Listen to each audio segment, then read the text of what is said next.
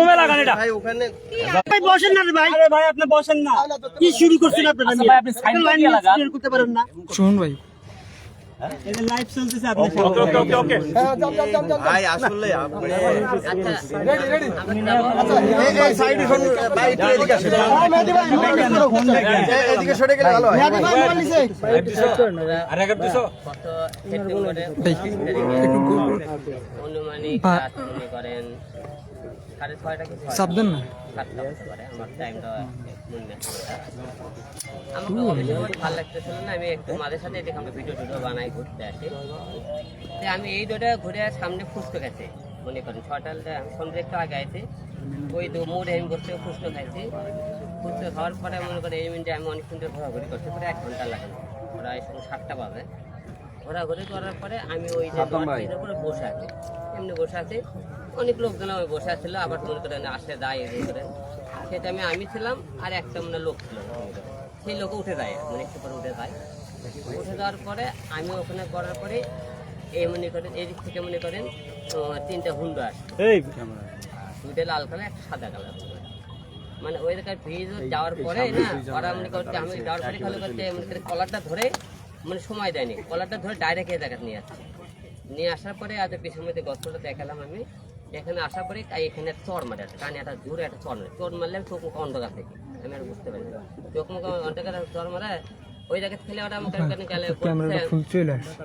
তোর অনেক বড় সাহস হ্যাঁ তো অনেক বড় কল যায় হ্যাঁ তুই নাকি সামনে নির্বাচন করবি ঢাকায় নাকি ঢাকায় নাকি নির্বাচন করবি মানে এই ধরনের বক্তব্য দেওয়ার পরে এই লোকটা যখন মারধর করার পরে মনে করেন দুটো মনে করেন হলে যে 3 মনে করেন যে সাদা একটা হুন্ডা ছিল সেই সাদা হুন্ডা থেকে একদম মনে করেন নামলো নামে মনে করেন বলে বলছেন তাহলে মাস্ক পরা সবার কিন্তু হেলমেট পরা কান গাছ ছিল আর মতো মাস্ক ছিল মুখে সবার মাথা চলিয়েছিল ফোন করিয়েছিল তারপরে বলছে ভাই হ্যাঁ খালি মনে আমাকে 2-3টা কথা বলে করছে ভাই আছে মানে এই কটা শব্দের পরে তারপরে আমি এলোপাতে মারার পরে মানে এলোপাতে মারার পরে এক পর্যায়ে যখন মনে করে মেরে যখন ধার্মিক জ্ঞান থাকে না ওরা মনে করছে আমি মারা গেছি বুঝছেন ওরা মনে যখন করেছি ওই যে ওই লাঠি দিয়ে মারার পরে ওর কাছে স্কেল ছিল মানে স্টিলের স্কেল ওটাতে এই জায়গা মনে করে একটা খোঁজ মারে খোঁজটা মারছিল মানে বুকে মারার টাইমে আমি ঘরকে হাত দিলে খোঁজটা এই জায়গা পড়ে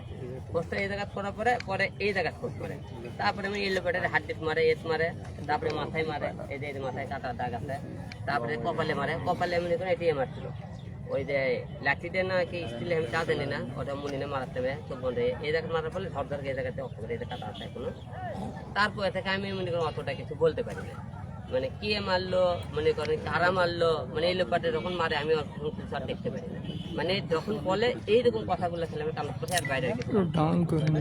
তাদের কণ্ঠ শুনুন ভাই, মোবাইলটা একটু ডাউন চিনতে পারছেন কি মধ্যে আপনার পরিচিতর মধ্যে কেউ কিনা? আসলে কণ্ঠ তো মনে করেন ওরা মনে করেন কথা বলছে খুব আস্তে আস্তে খুব জোরে কথাবার্তা বলে আর কেউ কিন্তু নাম প্রকাশ করেনি যখন এই লোকটাকে মারার পরে তো আমি অনেক কিছু বলতে পারি না খালি মারার আগে যখন মারতে খালি এইটুকু কথা শুনতে প্রথমে যখন মারতে ওই কথা বলে মারতে এই জায়গাটা থাপ্পড় মারলে এই ঘটনা ঘটার আগে কি বাম আপনার সাথে হাতেরটা কারোর ফুলে সাথে কোনো দ্বন্দ্ব হয়েছিল কিনা বা হুমকির সম্মুখীন হয়েছিল কিনা? আসলে আমার উপর তো এই মতো অনেক হুমকি হয়েছে এখন আমি মনে করেন এর আগে যতবার হামলা শিকার হয়েছে আপনি দেখেন বগুড়ার আমি যখন নির্বাচন করি সকল কিন্তু আমাকে মারধর করে তারপরে ঢাকা 17 আসনে কিন্তু মারধর করে এবং বগুড়া দেখেন কোর্টের থেকে মারধর করে প্রতিটা জায়গাতে কিন্তু মারে ফুটে ছকাটে আপনারা দেখেছিলেন তারপরেও কিন্তু আমরা আইনের কাছে কিন্তু কোনো বিচার পাইনি আমি এবারও বিচার পাবো নাকি জানি না কিন্তু আমরা যে জায়গাত আইনে যখন মারধর করতেছে ভিডিও ফুটেজ সহকারে জমা করে আমরা যখন জমা দিই তারপরেও মনে করি সেই জায়গা থেকে আসামি পার পেয়ে যায় যে আমি এতদিন বলছি বারবার আমাকে কেন মারে ফেলে দেওয়ার হুমকি দিতেছে মারে ফেলে দেওয়ার চেষ্টা করতেছে আমার অপরাধ একটাই আমি আপনাদের জনগণকে কথা বলি শত্রুর কথা বলি আমাকে মানে অনেকবার মানা করছে যে তুমি এই শত্রুর কথা বলো রাজনীতি ছেড়ে দাও আমি দেখেন আজকে মানুষের রাজনীতিতে আজকে দেখেন ওরা কিন্তু বলতেছিল যে তুই নাকি ঢাকার সামনে নির্বাচন করবি তোর বুকে অনেক সাহস এই যে নির্বাচনের শব্দটা কিন্তু ওরা কিন্তু বলছিল এখন এই যে দেখেন আমি নির্বাচন করতে চাই কার জন্য জনগণের জন্য আজকে আমাদের শত্রু 2-4টে মার খেলাম বারবার 3-4বার মার খেলাম এই 4টে বারই মার কাছে কাছে জনগণের দেশের সেবা করার জন্য কিন্তু বিনিময়ে আমি কি পেলাম মার তবে আমার এইরকম হতে দেখবেন একদিন যেহেতু আমার মানে কোনোবারই বিচারে পাইতেছে না। আপনারা দেখছেন এরকম হতে হতে একদিন আমি হয়তো দেখবেন একদিন মারা গেছে মানুষের পেয়ে। কাউকে সন্দেহ করেন কিনা? ভাই আপনার তো আমি দেখেছি কয়েকদিন ধরে এমনিতেও আপনি স্ট্যাটাস দিচ্ছেন, আবার স্ট্যাটাস ডিলিট করতেছেন, আবার দিচ্ছেন, আপনি ডিসকাশন আছেন, আসলে ওটা কি নিয়ে? আসলে রিয়ামণি কি আপনার সংসার রিয়ামণি সংসার করতে কেন চলে? সংসার করতে না চলে কিন্তু সে আমার পাশে থাকতো না। আমি দেখেন বৌড়তে যখন আমি দুর্ঘটনা ঘটে সেই টাইমে কিন্তু রিয়ামণি কিন্তু দৌড়ে গেল। আমার কিন্তু ডানে ভাই দেখেন এক মধ্যে ঢাকা শহরে রিয়ামণি ছাড়া কিন্তু আমার ডানে ভাই কোনো লোক নেই, আমার বউ ছাড়া। বৌড়ে তো আমার 2 মা আর 3 সন্তান ছাড়া কিন্তু কেউ নেই। তো এই বিপদের সম্মুখে যতবারই হয়েছে রিয়ামণির পাশে ছিল 2 বারই আমার দেখেন। এবং ঢাকা 17 আসনে মারলো সেই টাইমে কিন্তু রিয়ামণি দৌড়ে গিয়েছিল। এখন অনেকে অনেক রকম সংসার জীবনে ক্যাসাল গন্ডে অনেক কিছু হয়, কিন্তু আমি অনেকেই বলে না যে রিয়ামণির মধ্যে আপনাদের এমন কি পেয়েছেন বারবার তার কাছে কেন? আসলে ভালোবাসা তার পেছনে তার এমন কিছু ব্যবহার এমন কিছু ভালোবাসা কিন্তু বারবার তার কাছে আমি দেয় আর কি। যাই হোক রিয়ামণিকে অনেকে অনেক রকম কথাবার্তা বলছেন, এটা কিন্তু সম্পূর্ণ মিথ্যা গুজব। আচ্ছা ভাই আপনার বক্তব্য একটু রিয়ামণি আপু আপনার কাছে একটু যদি যাই, আসলে আপনি মাঝে মাঝে স্ট্যাটাস দেন আপনি ভালো নেই, আসলে হিরোর কাছে আপনি ভালো নেই? আসলে ফেসবুক এমন একটা মাধ্যম, এখানে অনেক মানুষের আমার মনের কথাটাই শেয়ার করা হয়েছে এমনটা না, অনেক ধরনের কথাই তো অনেকেই শেয়ার করে। ভালো আছে গোপন সূত্রে বলতে অনেক জায়গায় শুনেছি আপনি হিরো আলমের সাথে সংসার করতে চান না, এটা কতটুকু সত্যি? সংসার করতে না চাইলে তো তার কাছে ব্যাক করতাম না। দুইবারই আমাদের ঝামেলা হলো, দুইবারই আমরা এক হয়ে গেলাম। আর বিশেষ করে এখন যে বিষয়টা আমি বলতে চাচ্ছি, হিরো আলমের উপরে যে হামলাটা হয়েছে অতর্কিত, খুব অমানবিক হামলা হয়েছে। আপনারা দেখেছেন তার শরীরে এমন ভাবে জখম করা হয়েছে, মানে মার দিছে, খুব লুকানো মার দিছে তার শরীরে, সারা শরীরে দেখছেন কালো কালো দাগ হয়ে গেছে। গভীর আঘাত খুব কমই করেছে, কিন্তু লুকানো যে শরীরে একদম থেতলায় মাইটটা যেটা সেটা বেশি দিয়েছে তার। আসলে একটা কথা কি, হিরো আলম কিন্তু শুধু নির্বাচন করে। হিরো আলম কিন্তু বগুড়াতে অনলি 800 ভোটে হারানো হয়েছিল। এমপি ইলেকশনে যে এমপি হয়েছিল সে কিন্তু অনলি ফর 800 ভোটে হারিয়েছে হিরো আলমকে। হিরো আলমকে কিন্তু মানুষ ভালোবাসে। বগুড়া 4 আসনে কিন্তু হিরো আলম অসংখ্য ভোট পেয়েছে এবং প্রত্যেকটা মানুষ বলেছে যে ভোট তো তাকেই দেওয়া হয়, কিন্তু সে কেন জিতলো না, সে কেন জিতে না, তাকে কিন্তু অসংখ্য মানুষ ভালোবাসে, যার কারণে সে বারবার নির্বাচন করে। আর শুধু এইবারের মাইটটাই যদি দেখেন যে না, এটা আপনারা যদি ভাবেন যে এটা ব্যক্তিগত কোনো কারণে হয়েছে, তাহলে বলতে চাই যে পূর্বে কিন্তু তার উপরে অনেকবার শুধুমাত্র রাজনীতির জন্যই হামলা করা হয়েছে। বগুড়াতে ঢাকা 17 আসনে বগুড়া 2বার হামলা করা হয়েছে। বগুড়া সে, আমি একটু শেষ করি, বগুড়া কিন্তু 2বার সে নির্বাচন করেছে এমপি ইলেকশন, 2বারই কিন্তু তাকে মারা হয়েছে।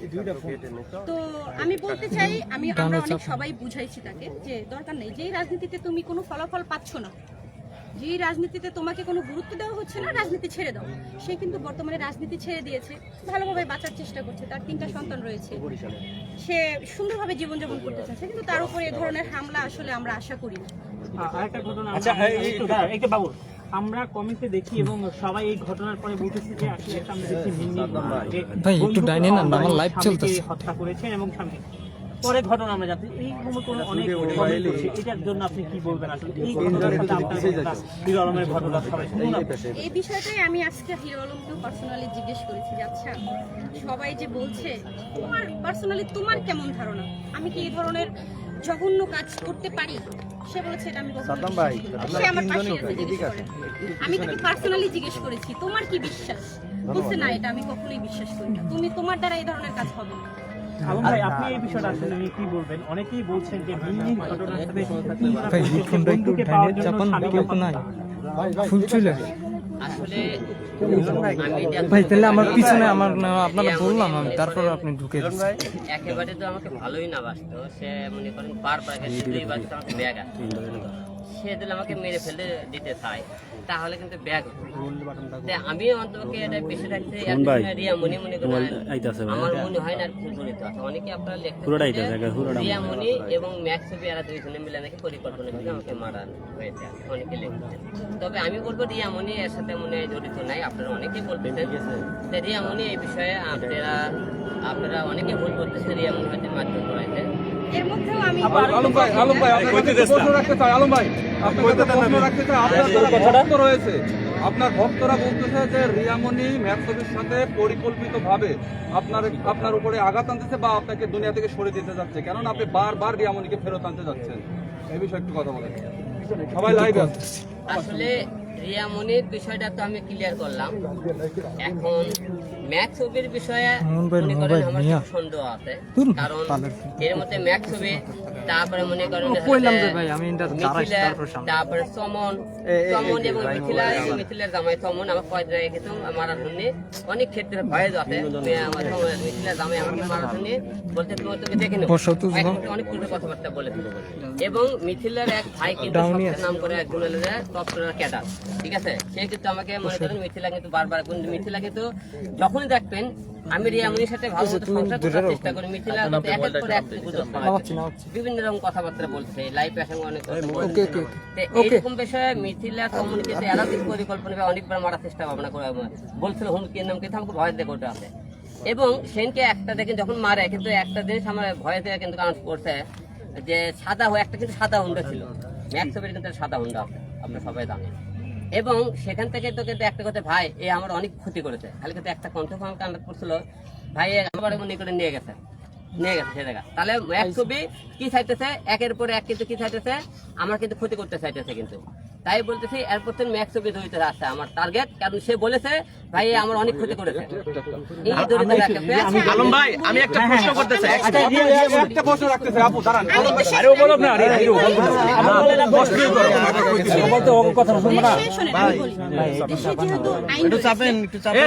অনেক কাহিনী হয়েছে এবং সে কিন্তু আপনারা যখন কয় জায়গায় গেলেন, আপনি একটু রিয়ামণির কাছে শুনতে চাই। কয় জায়গায় আপনারা ভিডিও কলে গেলেন, ওর বাইরে যখন ইতি নিয়ে গেল, নিয়ে যখন হামলা করলো, হামলার পর ডাইরেক্ট কি বলছে আলম পরিকল্পিত ভাবে আমাকে মারধর করছে অগ্নি, সে আমার নাম ডাইরেক্ট কিভাবে বলে? আচ্ছা রিয়ামণির কাছে যেদিন আমি তার সাথে চলে সেটা বোঝা যায়।